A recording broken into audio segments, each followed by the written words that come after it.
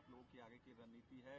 क्या 2 साल में आपने असेसमेंट किया बिहार में? 2 साल में असेसमेंट ये किया कि बिहार में एक बड़ा जनमानस करीब करीब 100% लोग, चाहे वो राजद के समर्थक हैं, जदयू के समर्थक हैं, भाजपा के समर्थक हैं या किसी दूसरे दल विचारधारा से जुड़े हुए हैं, हर व्यक्ति बिहार में बदलाव चाहता है, बिहार में एक नया विकल्प चाहता है और जन सुराज को देखता है कि ये अपॉर्चुनिटी है, वो मौका है जब वो सब लोग मिलकर एक नया दल, नया विकल्प बना सकते हैं, ताकि 15, 20, 30 वर्षों से जो राजनीतिक बंधुआ मजदूरी है, जिसमें दल काम न करने के बाद भी, गलती करने के बाद भी, जनता का शोषण करने के बाद भी सिर्फ लालू के डर से भाजपा और भाजपा के डर से लालू के आधार पर वोट लेते रहे हैं, लोग उससे, उस राजनीतिक बंधुआ मजदूरी से मुक्ति पाने के लिए तैयार बैठे हैं और जन सुराज में उनको वो विकल्प, वो अपॉर्चुनिटी, वो मौका दिख रहा है। इसलिए आप देख रहे हैं कि हजारों की संख्या में हर दिन प्रतिदिन लोग इसमें जुड़ते जा रहे हैं। नीतीश कुमार के खिलाफ आप कह रहे हैं, नीतीश कुमार की पार्टी भी आप पर सवाल खड़े कर रही है कि आपके पास पैसा कहां से आ रहा है, आप कैसे चुनाव लड़ा? छोड़िए, नीतीश कुमार का अब राजनीतिक जीवन का अंतिम दौर है। जो लोग सवाल खड़ा कर रहे हैं उस पर तो हम रोज जवाब दे रहे हैं, आपको भी देंगे। उनको जरा पूछ लीजिए कि 2014 में जब आपका नाव डूब गया था, नीतीश कुमार राजनीतिक भगोड़े के तौर पर मुख्यमंत्री का पद छोड़कर भाग गए थे, राजनीति में से संन्यास लेने की सोच रहे थे, तब उनके नेता हमारे ही पास आए थे मदद मांगने के लिए। और अगर हमने नीतीश कुमार की मदद उस समय नहीं की होती तो कहाँ रहते नीतीश कुमार और कहाँ रहता जदयू। इसलिए आदमी को गीता में कहा गया है, कृतज्ञ नहीं होना चाहिए, कृतज्ञता से बड़ा कोई अपराध नहीं है। तो नीतीश कुमार और जदयू के लोग कम से कम, दूसरे दलों की छोड़ दीजिए, इन लोगों को कृतज्ञ नहीं होना चाहिए, क्योंकि अगर प्रशांत किशोर ने कंधा 2015 में नहीं लगाया होता तो न वो होते, न उनका नेता होता, न उनका दल होता। एनडीए का कोalition फिर से बिहार में काम कर रहा है, आपके लिए चैलेंज नहीं लग रहा है कि आप पार्टी लॉन्च कर रहे हैं? और क्या चैलेंज है? कोई चैलेंज नहीं है, जनता के सामने कोई चैलेंज नहीं है। जन बल के आगे कौन बल है? लड़ाई अल्टीमेटली ये मैं कह सकता हूं कि विधानसभा की जो लड़ाई है वो जन सुराज और एनडीए के बीच में होगी, ये क्लियर है। लेकिन एनडीए में तो एक टायर नीतीश कुमार है, वो पहले से पंक्चर है, 2 4 गो स्टेपनी है, छोटा छोटा दल, उस सबका कोई वैल्यू नहीं है। एक भाजपा है, वो कितना ही खींच लेगी। आरजेडी को आप चैलेंज नहीं मान रहे बिहार में? लड़ाई एनडीए और जनसुराज में है तो आरजेडी को क्या मानेंगे? आरजेडी तो लालटेन है। जिस बिहार में सर, किसने कहा कि बड़ी पार्टी है? कैगो एमपी जीता है? आरजेडी ने बिहार पिछली बार कब जीता था? अपने दम पर आरजेडी बिहार पिछली बार कब जीती थी? इस सदी में तो नहीं जीती है। 23 हम लोग 2024 में बैठे, 24 साल में तो नहीं जीते, 1995 में जीते थे। उसके बाद कांग्रेस के स्टेपनी पर चल रहे हैं, फिर जदयू से एक बार जब हम लोग साथ में मिलकर मदद किए तब जीते। आरजेडी बहुत बड़ा दल है। कौन सा बड़ा दल है? 22 को सीट आया था 2010 में, और पिछली बार जो उनको सीट आया है विधानसभा में, वो चिराग पासवान अगर खड़े नहीं होते तो फिर उनको वही 30-32 सीट आता। और सबसे बड़ी बात है कि जो आरजेडी का जो सपोर्ट है वो क्या है? वो मुसलमानों का वोट है। और सबसे ज्यादा उन्होंने ठगा डराया किसको है? मुसलमानों को ठगा है, डराया है, मुसलमानों को परेशान बदहाल बनाया है। तो जब आपके किरासन, लालटेन में से किरासन तेल निकल जाएगा तो लालटेन कितना देर जलेगा? नहीं जलेगा। तो आरजेडी का जो किरासन तेल है, आरजेडी के लालटेन का, वो है मुसलमान। और मुसलमान ये समझ गया है कि हमको सबसे ज्यादा प्रताड़ित करने वाले, शोषित करने वाले, हमारे बच्चों के साथ घात करने वाले लोग ये आरजेडी के लोग हैं। और वो बड़ी संख्या में छोड़कर इसलिए जनसुराज में आ रहे हैं। और आप देख रहे हैं आरजेडी ने पत्र लिखकर अपने लोगों को कहा, जनसुराज ने तो पत्र नहीं लिखा है कि भाई आरजेडी, जनसुराज के लोग आप आरजेडी में मत जाइए। बी टीम होने का आप पर आरोप लगता है बीजेपी के? अरे भाई, आरोप लगाने वाले लोग जो हैं ये 2 साल पहले करते। कौन है? प्रशांत किशोर। चलिए बी टीम मान रहा है ना, अभी थोड़े दिन में ए टीम मानेगा, फिर पता है उसको चलेगा कि अब कोई टीमें नहीं बचा उसका। प्रशांत किशोर बिहार की जनता का बी टीम है। हमारा गठबंधन बिहार की जनता से है।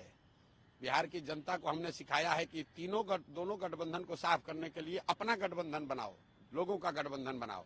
1 करोड़ लोग आपस में मिलकर अपने बच्चों के लिए गठबंधन बनाओ और ये दोनों गठबंधनों को काट के साफ करो। नेशनल लेवल पर इंडिया गठबंधन को किस तरीके से आप देखते हैं? राहुल गांधी पर भी आप थोड़ा अटैकिंग रहते हैं आजकल। भाई राहुल गांधी पर हम क्या अटैक करेंगे? राहुल गांधी पर अटैक उतना ही अटैक कहिए या उन पर उतना ही टीका टिप्पणी करते हैं जो बिहार से जुड़ी हुई बात है। कांग्रेस का एक मुख्यमंत्री रेवंत रेड्डी तेलंगाना में अभी कुछ महीने पहले मुख्यमंत्री बना है, मतलब इतने बड़े कोई नेता नहीं है। वो वहां कहता है कि बिहार के लोगों के डीएनए है, ये मजदूरी करने वाले लोग हैं। उसका इतना हिम्मत है और उस दल का नेता आके राहुल गांधी यहाँ बिहार में लंबा चौड़ा भाषण देंगे। वो कह रहा है कि हम लोग पैदा हुए हैं मजदूरी करने के लिए और उस दल का नेता आकर यहाँ भाषण देगा हम लोग को और हम लोग चुपचाप बैठे रहेंगे। आप बताइए, आप यहाँ काम करते हैं, बिहार के हैं कि नहीं मुझे पता नहीं है, बिहार के हैं।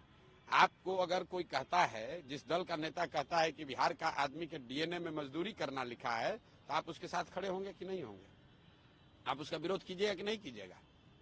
तो यही विरोध कर रहे हैं कि तुम्हारा मुख्यमंत्री बिहार के लोगों को कह रहा है कि मजदूरी करने के लिए पैदा हुए हैं और तुम आके बिहार में नेता बनोगे, और बनोगे तो तुम्हारा विरोध नहीं होगा। उनका पॉलिटिकल रिबॉर्न आप देख रहे हैं क्या? अरे छोड़िए, अरे भाई उनका रिबॉर्न हो रिबर्थ हो, हमको उससे कोई लेना देना नहीं है। बिहार के लोगों का रिबॉर्न होना चाहिए, बिहार के विकास का रिबर्थ होना चाहिए। बिहार से हमको मतलब है, हमको देश दुनिया से मतलब नहीं है। हम लोकसभा चुनाव लड़े, हमारा तो कोई भूमिका नहीं है। हम चुपचाप बिहार में लगे हुए हैं 2 साल।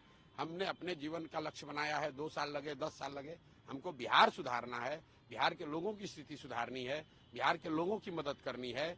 उस रास्ते में जो आएगा, राहुल आ जाए, मोदी आ जाए, लालू आ जाए, किसी को नहीं छोड़ेंगे, किसी को नहीं छोड़ेंगे, किसी से नहीं डरते हैं। बिहार की जनता त्रस्त है और ये लोग इस बदहाली के लिए जिम्मेवार हैं और इनके खिलाफ बोला ही जाएगा क्योंकि जनता इनको गाली दे रही है। डर नहीं लगता आपको इतनी सरकार के खिलाफ? क्या डर लगेगा?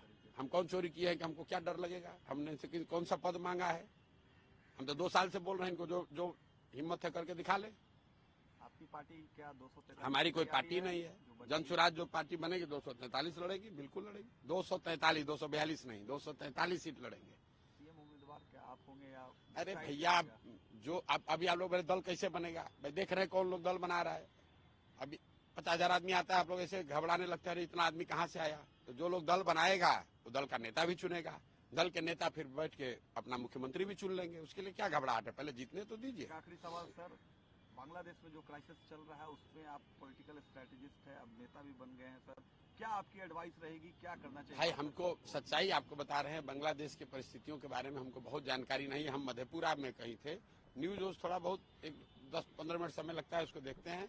बांग्लादेश की स्थिति के बारे में हमको बहुत जानकारी अभी नहीं है, तो उस पर हम कोई बहुत टीका टिप्पणी करने की स्थिति में नहीं है। उसके लिए बहुत बड़े बड़े विशेषज्ञ देश में बैठे हुए हैं। हमारे जैसे साधारण आदमी, हमको बिहार के गाँव की चिंता करने दीजिए। बांग्लादेश और बड़े बड़े देश के अंतर्राष्ट्रीय मसले जो हैं उसको हैंडल करने के लिए जनता ने जिसको पक्ष विपक्ष में बैठाया है, वो लोग अपना डील करें उससे। हम लोग जो भी सरकार और विपक्ष, पार्लियामेंट, देश की संसद निर्णय लेगी, हम लोग उसके पक्ष में हैं। जातीय जनगणना आप चाहते हैं? भाई जातीय जनगणना यहाँ हुआ है, हम उसके पक्ष में। बिहार में काफी लोग सवाल करेंगे। अरे हम जातीय जनगणना जब यहाँ से हो रहा है तब से कह रहे हैं जातीय जनगणना के पक्ष में, किसी भी गणना के पक्ष में है जो कि समाज की स्थिति के बारे में जानने समझने में जानकारी, सरकार को जानकारी हो, इस बात में मदद करता है, उसके हम पक्ष में हैं। लेकिन उस जानकारी पर कुछ काम भी तो होना चाहिए। मैंने अभी भी किसी दूसरे से बात करते हुए बताया कि लाइब्रेरी में बहुत किताब है, आप वहां जाकर लाइब्रेरी में बैठ जाइएगा तो उससे आप बहुत बड़े ज्ञानी थोड़े ना हो जाइएगा। उस किताब को पढ़ना भी पड़ेगा और पढ़ने के बाद फिर परीक्षा होगा तो उसमें लिखना भी पड़ेगा। तो जनगणना होना एक बात है और जनगणना से समाज की लोगों की स्थिति सुधरना अलग बात है। जनगणना इसलिए कराया गया कि चुनाव में उसका लाभ मिले। उस जनगणना पर जो आंकड़े आए उस पर तो कोई काम हुआ नहीं। बिहार देश का सबसे गरीब राज्य है, यहाँ प्रति व्यक्ति आय 32,000 है। ये गणना तो आपको हर 6 महीना पर प्रकाशित हो रहा है, उस पर आप काम काहे नहीं कर रहे हैं? बिहार देश का सबसे निरक्षर राज्य है, ये गणना तो रोज जारी हो रहा है, उस पर काम काहे नहीं कर रहे हैं? जब जानकारी नहीं होने के अभाव में थोड़ी ना बिहार गरीब है।